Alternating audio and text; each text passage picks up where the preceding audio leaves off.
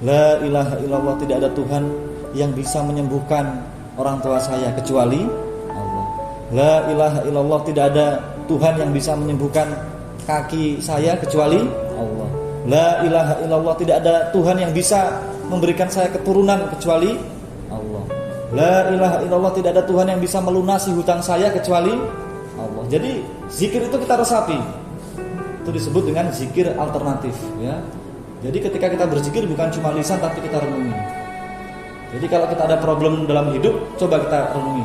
La ilaha illallah, tidak ada Tuhan yang bisa merubah takdir saya kecuali Allah. Kalau ada yang belum punya anak, berdoa, ya Allah, tidak ada Tuhan yang bisa memberikan saya karunia putra putri. Kan di zaman Nabi kan banyak, ya. Nabi itu ada yang tidak punya anak, nanti di umur tua baru punya anak. Tidak ada yang mustahil bagi Allah, kun fayakun. Jadi selalu zikir itu la ilaha illallah, bukan cuma tidak ada Tuhan selain Allah. Kita sisipkan doa di situ. Tidak ada Tuhan yang bisa membuka hati suami saya kecuali Allah. Jadi ketika kita wudhu itu, kita harus memahami bahwasanya wudhu itu bukan membersihkan kotoran. Ya, wudhu itu bukan membersihkan kotoran. Kalau mandi membersihkan kotoran. Ibu-ibu sudah mandi harum, kalau mau sholat tetap harus wudhu. Jadi wudhu ini membersihkan batin, membersihkan jiwa kita. Jadi jangan cuma sekedar wudhu, kita harus betul-betul merenungi. Karena di wudhu itu terdapat tadi istighfar dan taubat.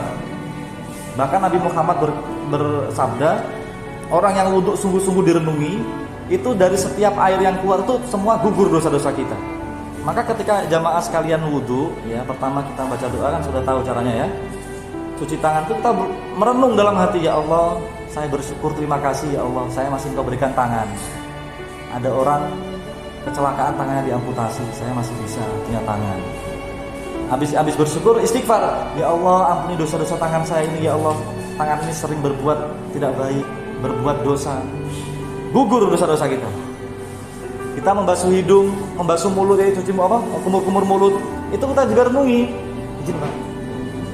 Jadi mulut ini kita bukan cuma kumur-kumur, direnungi, karena ini wudhu ini membersihkan hati, membersihkan jiwa. Ya Allah, ini mulut ini banyak sekali bicara kotor, bicara berlebihan, bahkan pernah berbohong, memfitnah orang, menggibah orang. Istighfar, jadi dalam wudhu itu. Jadi rontok semua dosa-dosa kita. Bersyukur, terima kasih ya Allah, saya masih punya bibir, masih punya lidah yang bagus, tidak wowo dan sebagainya. Membasuh hidung juga bersyukur, masih berfungsi ini hidung, ya Allah. Membasuh muka, nah, muka ini kan ada mata. Ya Allah, mata ini kok setiap hari, setiap saat, apalagi zaman sekarang, setiap detik kok ada gambar-gambar tidak bagus, kadang melihat yang tidak bagus-bagus. Istighfar, ya Allah, ampuni dosa-dosa mata saya ini, ya Allah, ketika wudhu tadi. Ya, bersyukur, ya Allah, mata saya masih berfungsi normal, bersyukur. Baru membasuh tangan, tadi sudah tahu. Nah, yang paling penting membasuh kepala ini. Membasuh kepala jangan cuma membasuh kepala, diisi dengan doa. Nah, ini bagus dikasih tahu anak-anak kita, Bu, ya, Bapak-bapak sekalian. Bilang ke anak-anak, kalau wudhu membasuh kepala itu berdoa, ya Allah, berikan saya otak yang baik, yang cerdas, ya, pikiran yang jernih, pikiran yang positif. Diusap itu. Pikiran-pikiran negatif tolong hilangkan, ya Allah. Dan ampuni dosa-dosa kepala saya ini, otak saya ini kalau kadang berpikir jorok, berpikir kotor. Baru kaki. Membasuh kaki terakhir, ya Allah, ampuni dosa-dosa kaki saya ini, kadang sering ke tempat-tempat yang gak bagus. Jadi Masya Allah, orang Islam ini luar biasa, ya, banyak istighfar. Di wudhu juga diajarkan istighfar. Pertama-tama saya mengucapkan banyak terima kasih telah diberikan kesempatan untuk mengisi tasbih di kantor sini. Mudah-mudahan ini awal yang baik untuk kita semua. Insya Allah kita sama-sama sharing, sebab memang tugas kita itu saling mengingatkan, Pak, ya. Dalam Al-Quran itu disebutkan watawasau bil haq watawasau bis sabr. Jadi orang-orang yang beruntung itu orang-orang yang tadi saling mengingatkan, saling nasihat menasihati dalam kebaikan. Dan Allah sendiri itu mengingatkan kita di surat Ar-Rahman itu 31 kali. Kalau kita hitung itu fabi ayyi ala rabbikuma tukadziban, itu 31 kali, hampir 50% dari surat Ar-Rahman itu. Maka ketika kita diingatkan orang 2 kali, 3 kali, tidak usah marah, gitu, ya. Allah itu mengingatkan kita 31 kali. Kemudian mari sama-sama kita bersyukur. Kita ini bersyukur sekali jamaah sekalian, kita masih bisa berzikir. sebisa mengucapkan la ilaha illallah. Sebab zikir itu jamaah sekalian, Nabi Muhammad bersabda, la ilaha illallah itu ditulis di tisu, kemudian ditimbang dengan bumi dan langit seisinya itu lebih berat kalimat la ilaha illallah. Bayangkan, kita diberikan kesempatan yang sangat luar biasa, kesempatan hidup, kesempatan kekuatan seperti ini ya. Karena kenapa?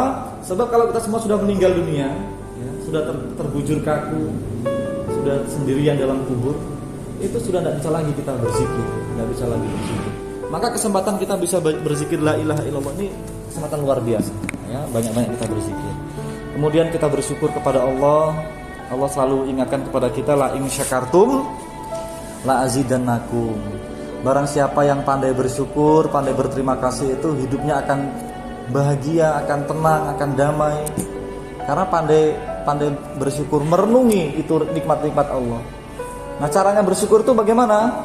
Kita menjadikan nikmat-nikmat yang Allah berikan kepada kita ini sesuai dengan kehendak Allah, sesuai dengan aturan Allah, sesuai dengan kemauan Allah. Allah senang melihat kita begitu loh, Pak.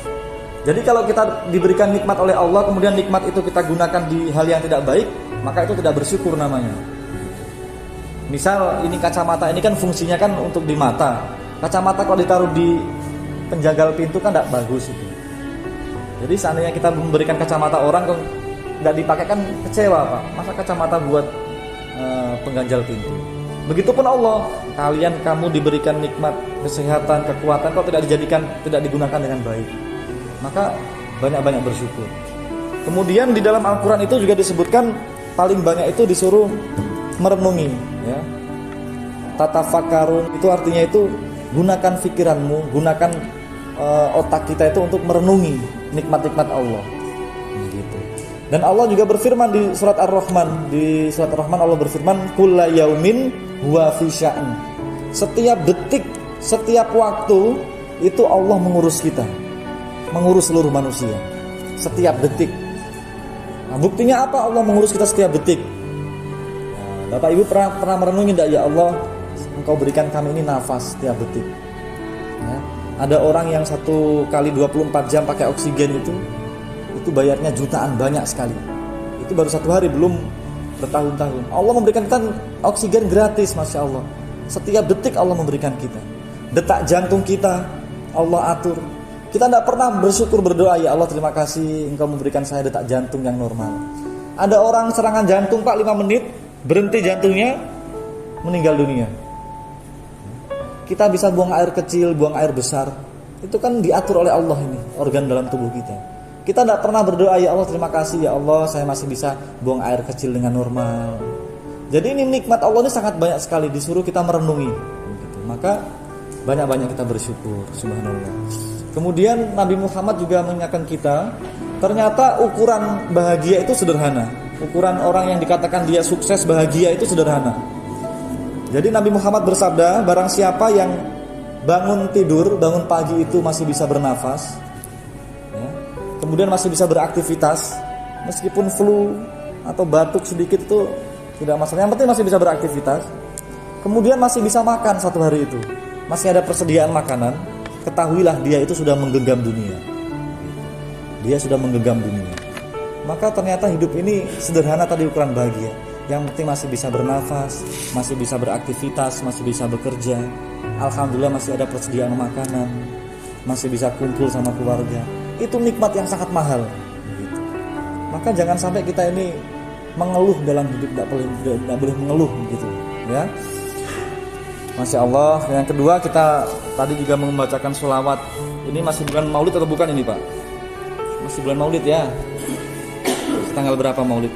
Kemarin sudah memperingati Maulid Nabi Muhammad Sallallahu Alaihi Wasallam. Mudah-mudahan setiap kita sholat, kita membaca sholawat itu, insya Allah seakan-akan kita bermaulid Nabi setiap hari. Gitu ya. Ketika kita membaca sholawat itu, tolong sisipkan dalam hati, ya Allah, jadikanlah kami, jadikanlah saya, suami saya, istri saya, anak saya, orang tua saya memiliki akhlak yang harum, akhlak yang mulia seperti Nabi Muhammad. Sisipkan doa itu, gitu ya. Jadi kita kirimkan sholawat supaya ini kantor ini mendapat keberkahan. Kita baca sama-sama sholawat, insya Allah tidak ada yang mustahil bagi Allah. Allah mendatangkan ruh Nabi Muhammad sama-sama dengan kita berselawat bersama-sama. Allahumma sholli ala Muhammad. Maulaya sholli wa sallim daiman abadan alal habibika khairil khalqi kullihimi ya Rabbi bil Mustafa balik maqasidana waghfir lana ma madha ya wasi'al karami ya arhamar rahimin ya arhamar rahimin ya arhamar rahimin farij alal muslimin. Masya Allah, harus semangat pagi harus semangat kita jamaah sekalian ya. Jadi sholawat ini jamaah sekalian, ini adalah bentuk syukur kita, bentuk terima kasih kita kepada Nabi Muhammad. Sebab jamaah sekalian, yang memerintahkan kita untuk sholawat itu bukan sembarangan. Yang memerintahkan Allah. Jadi ketika Allah memerintahkan berarti hukumnya wajib. Allah memerintahkan sholat, zakat, puasa berarti hukumnya wajib. Allah juga memerintahkan sholawat. Dasarnya apa? Innallaha wa malaikatahu yusholluna 'alan nabi. Jadi sesungguhnya Allah dan para malaikat itu bersolawat untuk Nabi Muhammad. Saking mulianya Nabi Muhammad. Nabi Muhammad ini luar biasa mulia. Dan sholawat ini adalah sayapnya doa.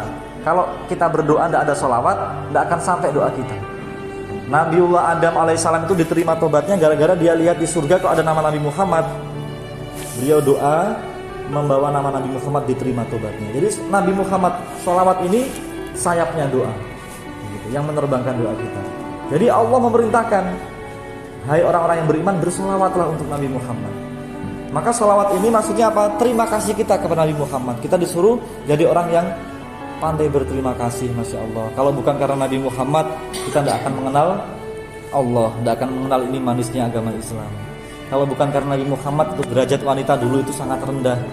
Ketika Nabi Muhammad datang, derajat wanita dimuliakan. Bahkan surga di bawah telapak kaki ibu. Masya Allah ya.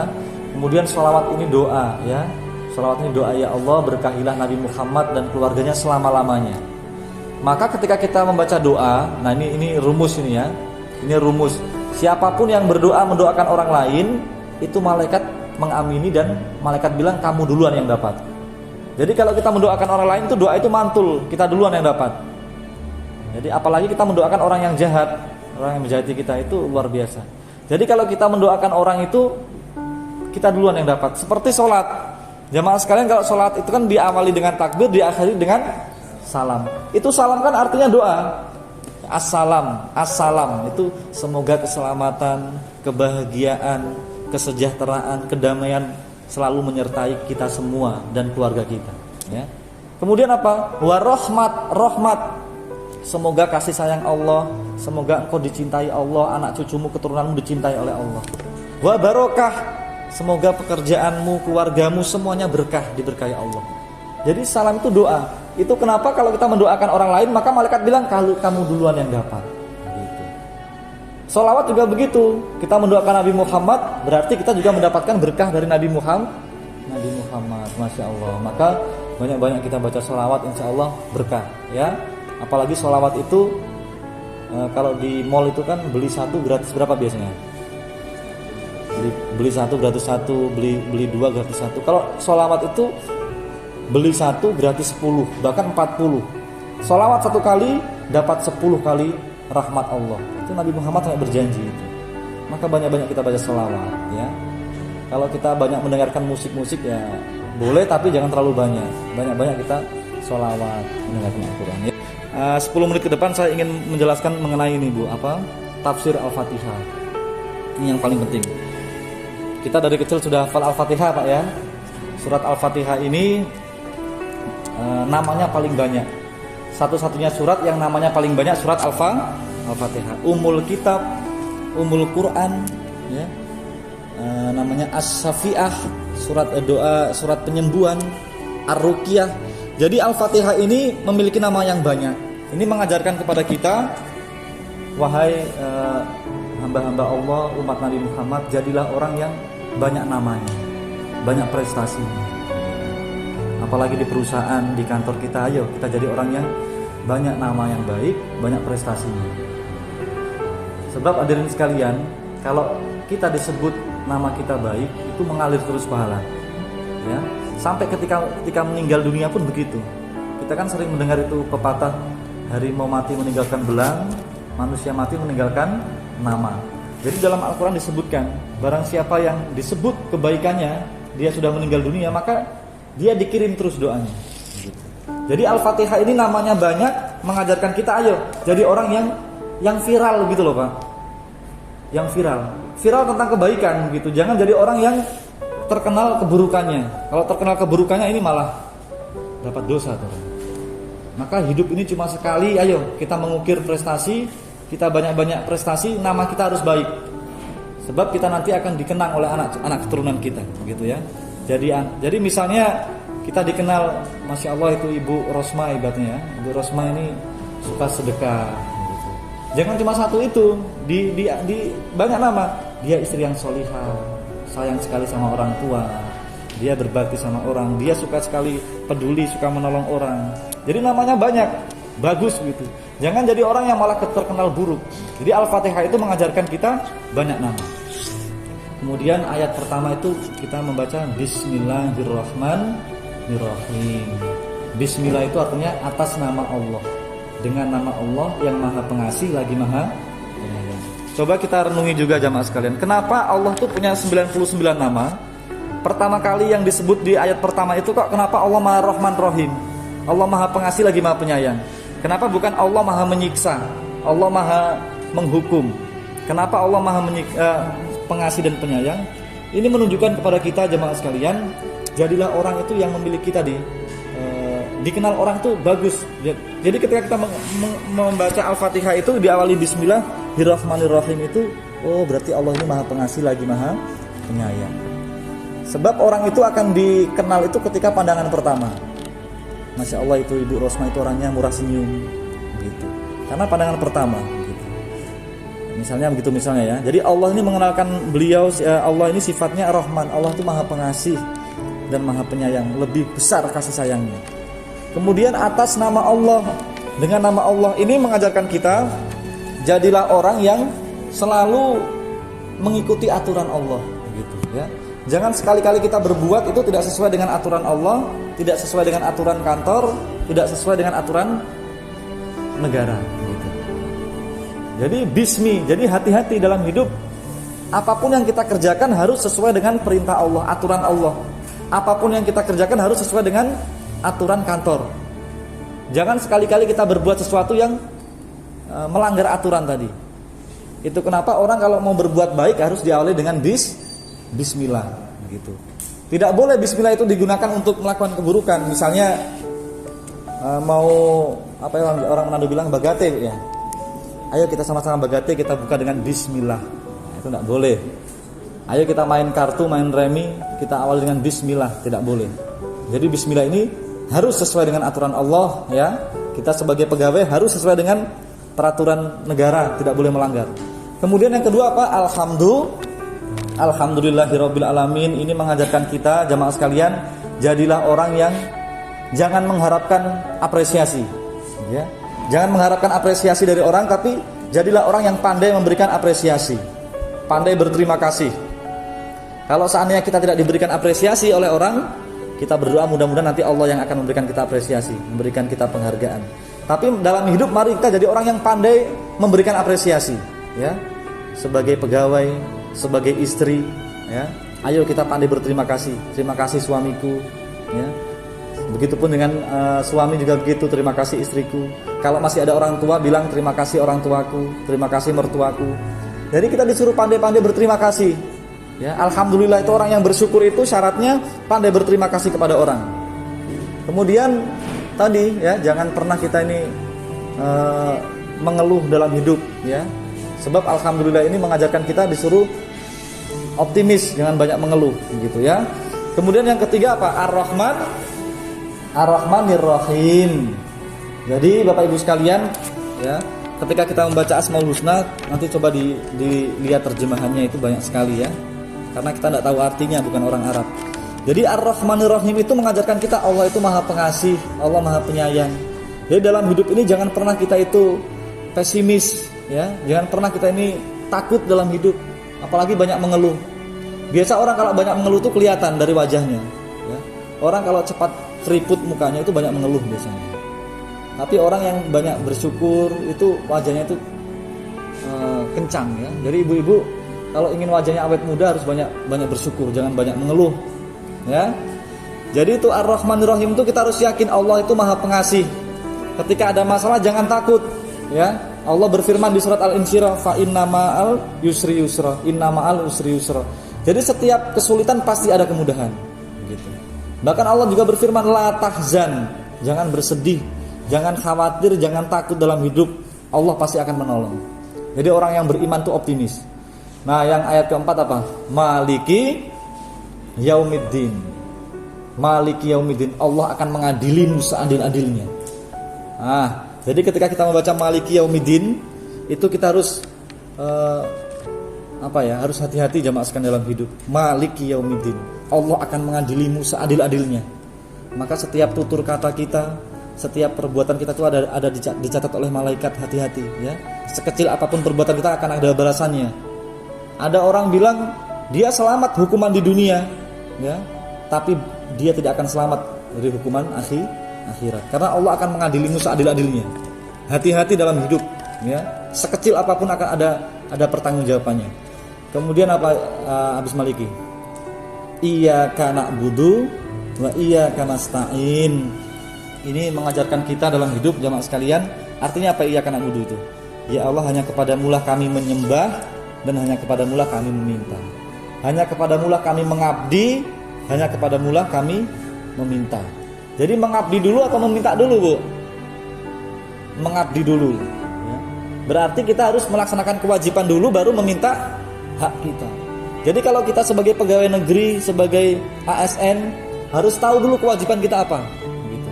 Kewajiban kita ini sesuai dengan aturan, sesuai dengan tupoksi kita. Kalau sudah kita laksanakan kewajiban kita, baru kita meminta hak kita menerima hak kita. Jangan sebaliknya, ya. Kita menuntut hak terus, kewajiban tidak kita kerjakan. Nah, ini juga mengajarkan kita, oh berarti setiap orang itu harus punya kewajiban dulu, ya. Jadi saya seorang istri, kewajiban saya apa? Baru kita dapat minta hak sama suami kita. Begitupun suami, kewajiban saya apa sebagai suami? Baru kita minta hak kita kepada istri. Saya sebagai anak, apa kewajiban saya sebagai orang apa? Sebagai anak. Dan seterusnya, ya. Kemudian ayat selanjutnya apa? Ihdinas siratal mustaqim. Ya Allah, tunjukilah kami ke jalan yang lurus. Ya Allah, kami ini manusia, ya Allah, khilaf, manusia lemah. Kalau kami salah jalan, tolong ingatkan, ya Allah.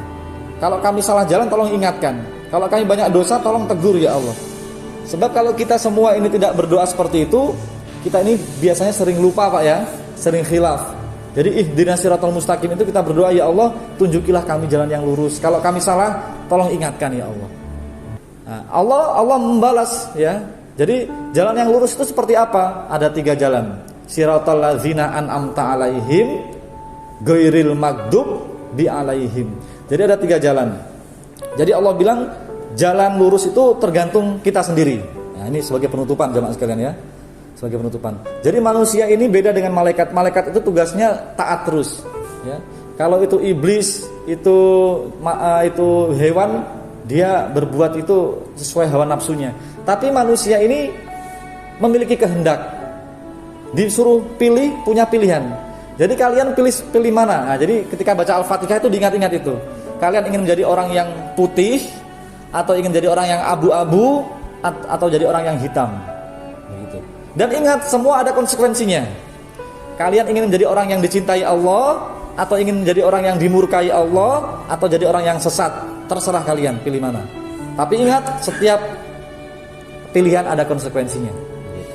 Jadi itu Al-Fatihah jemaah sekalian, ya. Hati-hati kita membaca Al-Fatihah itu kita renungi. Jadi semua tergantung kita, ya. Maka hadirin sekalian, Al-Fatihah ini setiap hari kita baca minimal 17 kali, Pak, ya. Kan 17 rakaat. 5 waktu kan 17 rakaat. 17 kali kita baca. Dan coba kita renungi, Al-Fatihah ini kan 7 ayat. 7 ayat ini kan mirip seperti orang tawaf. Orang haji itu rata-rata angka 7. Tawaf keliling itu dia 7 kali itu keliling. Berarti ketika kita baca Al-Fatihah seakan-akan kita ini tawaf, ya. Kita renungi terus 7 ayat itu, kita renungi. Oh, bismillah. Oh, berarti saya harus jadi pegawai yang harus sesuai aturan. Harus mengikuti aturan Allah, mengikuti aturan perusahaan kantor. Kemudian alhamdulillah, oh saya diajarkan sebagai orang yang pandai berterima kasih. Harus betul-betul kita ini orang yang memberikan apresiasi banyak kepada orang.